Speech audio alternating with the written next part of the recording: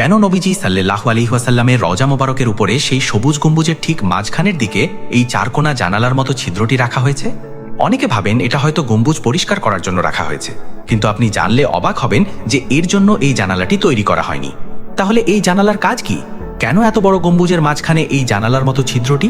কোন রহস্য লুকিয়ে আছে এর পেছনে? মদিনার সেই চিরচেনা সবুজ গম্বুজ পৃথিবীর প্রতিটি শান্তিকামী মানুষের হৃদয়ের স্পন্দন।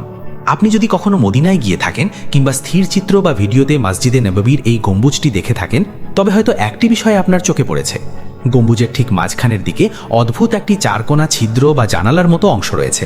এই ছোট্ট জানালার পেছনে লুকিয়ে আছে আজ থেকে প্রায় 1400 বছর আগের এক বিস্ময়কর আর অলৌকিক ইতিহাস। গল্পটা শুরু হয় আজ থেকে প্রায় 1500 বছর আগে, মহানবী হযরত মুহাম্মদ সাল্লাল্লাহু আলাইহি ওয়াসাল্লামের ইন্তেকালের পরের কথা।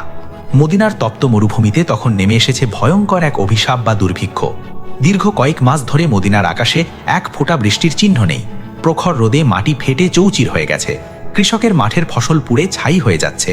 শুধু মানুষ নয়, তৃষ্ণায় এক খাবারের অভাবে রাস্তাঘাটে মরে পড়ে থাকছে অবলা গবাদি পশু।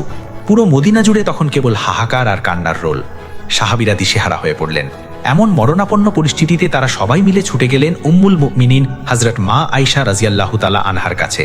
তারা বললেন, মা, মদিনা তো শেষ হয়ে যাচ্ছে, আমরা এখন কি করব?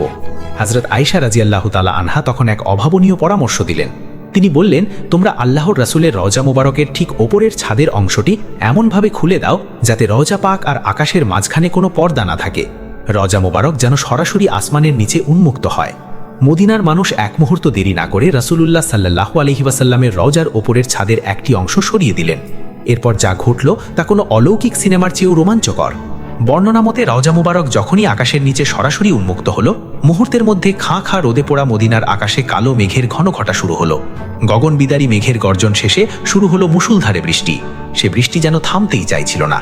মদিনার মরা মাটি প্রাণ ফিরে পেল, শুকিয়ে যাওয়া কূপগুলা পানিতে ভরে উঠল।